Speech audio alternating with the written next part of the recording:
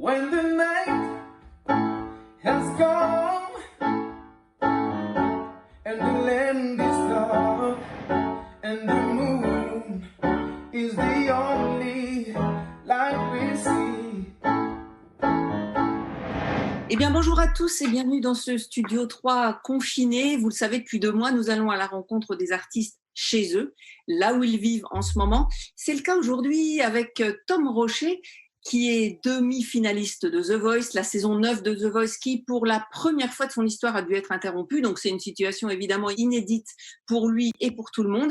Alors, bonjour Tom, j'ai envie de te dire comment ça se passe, comment tu vas ? Bonjour. Eh ben, écoutez, moi, ça va très, très bien. Et ce confinement, il se passe plutôt bien pour moi. Et voilà, on s'occupe comme on peut. Alors tout ça, c'était avant. On efface tout, on fait un clap, comme au cinéma, on recommence, on retrouve Tom après le confinement et surtout après l'annonce par TF1 des nouvelles règles du jeu pour la demi-finale de The Voice. Alors, est-ce que tu peux nous expliquer un petit peu comment tu as vécu ça ? Quelle a été ta réaction ? Est-ce que tu as eu peur d'abord que tout soit annulé et tout tombe à l'eau ? Alors, oui, j'ai eu beaucoup peur. Voilà, au niveau, je savais pas si on allait vraiment faire cette demi-finale. Voilà, parce qu'ils auraient pu supprimer, annuler tout.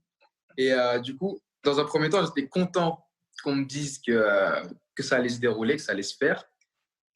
Ensuite, voilà, on nous a dit, on nous avait vendu, entre guillemets, qu'on allait le faire au Palais des Sports.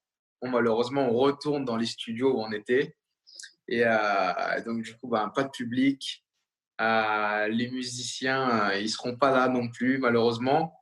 Mais bon, voilà, au moins, ça se fait. Donc, à côté, j'étais bien sûr, j'étais content parce que on va quand même faire quelque chose de beau à voir. Tu vas donc aller à Paris enregistrer, puis ensuite ta prestation sera diffusée en direct le samedi. C'est ça, ouais. Il y aura seulement Nikos qui sera en direct le 6 juin, du coup, samedi soir. Et nous, on va enregistrer de notre côté notre chanson sans savoir, du coup, si on passe ou pas. Du coup, on découvrira voilà, comme en direct un peu, en même temps que tout le monde, qui va aller en finale et qui n'ira pas. Speaking words of wisdom, let it be. And in my out of darkness, she is. Alors le plus difficile, c'est peut-être de chanter sans public, non Tom ? Le plus dur, ça va vraiment être de chanter sans public parce que j'ai pris une chanson, on va dire, avec du peps, de l'énergie. Donc voilà, j'aurais bien aimé avoir les 3000 personnes devant moi. Je ne sais plus c'est quoi le chiffre des Palais des Sports, mais ça aurait été super de capter leur énergie. Voilà, c'est quand on chante pour des personnes, c'est bien d'avoir le retour direct de ce qu'on fait. Et étant donné que c'est une musique avec de l'énergie, ça aurait été... Je pense qu'ils auraient applaudi, ils auraient clappé dans le tempo, ils auraient crié, ça aurait été cool. Mais bon, on fera avec, ça va être dur, ouais, c'est sûr. Ça va pas être comme d'habitude. Mais voilà, on va s'adapter. Tu vas tout donner en tout cas, pour ta région, pour ta ville. Moi, c'est sûr, moi, je vais tout donner pour rendre fier tout le monde, la famille, les amis, la région, la ville. Et oui, bien sûr, je vais tout donner. When the night has gone and the land is dark and the moon is the only light we see. Et alors, tu as choisi de nous offrir 2 titres.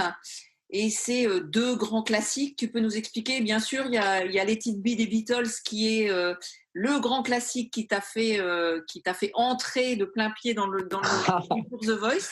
Tu avais envie de nous le rechanter ? Voilà, Let It Be, c'est vraiment une chanson qui me plaît beaucoup en fait. Parce que bien évidemment, c'est la chanson qui m'a permis de continuer dans l'aventure The Voice. Parce que voilà, c'est grâce à elle que en tout cas, Mel Ben s'est retourné, même si j'ai eu les 4 et j'ai eu le choix. Mais et puis c'est vraiment une chanson que je prends vraiment plaisir à la chanter. même si je l'ai travaillé et travaillé et travaillé, c'est vraiment une chanson que je kiffe, j'adore chanter, donc c'est pour ça que j'ai choisi. Et la deuxième, c'est aussi un grand classique, je crois. Hein. Et la deuxième grand classique, ouais, c'est Stand By Me, tout simplement. Et c'est vraiment une chanson qui, je trouve, elle donne grave de l'énergie. Et moi, je fais une petite interprétation piano. Donc, j'ai apporté ma petite touche musicale. Donc voilà, je prends vraiment plaisir à la chanter aussi. Ta vie, elle est en train de changer, là, Tom, non? Ma vie change parce que je suis en train de revoir un petit peu mon futur. Voilà, avec mes parents, voilà, on est en train d'essayer de se projeter sur qu'est-ce que je vais faire plus tard. Et la musique, c'était vraiment avant The Voice, la musique, c'était vraiment pas une hypothèse, c'était vraiment pas une idée. Je me suis jamais dit, ouais, il faut que je fasse de la musique. Je me suis toujours dit, ouais, ben, je vais toujours continuer à chanter. Ça, c'était une évidence.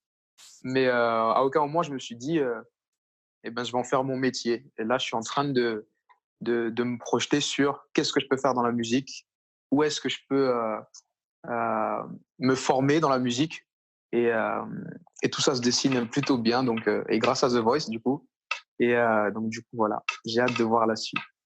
Tu es tenté par l'école de musique de Nancy, celle où Lilian Renaud est passé aussi? Voilà, exactement. Musique Academy à Nancy. Donc, ouais, je suis très tenté par cette école pendant 1 an. Et voilà. En tout cas, on suivra tout ça de près. Alors, j'ai des petites questions subsidiaires, Tom. Quand tu fais pas de musique et que tu cours pas, est-ce que tu lis? Est-ce que tu regardes des séries?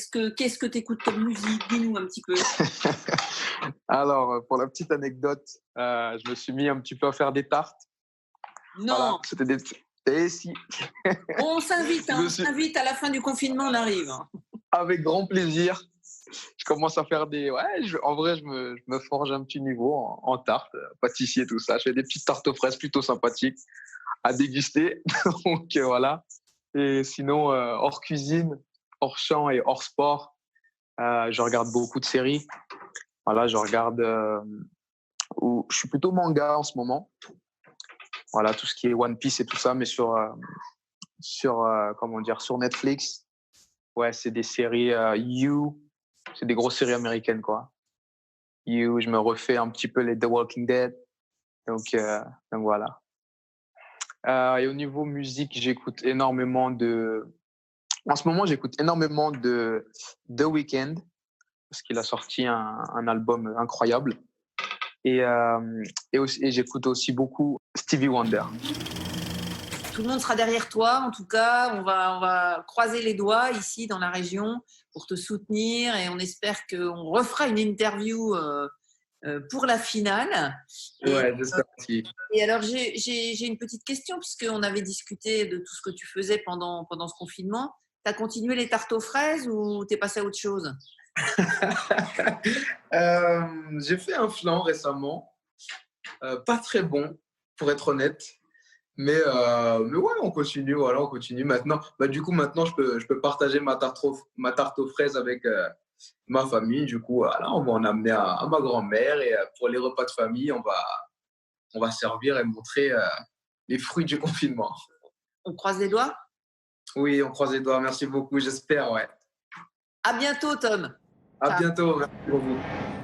Oh, stand by me. Oh, stand now. Stand by me. Stand by me.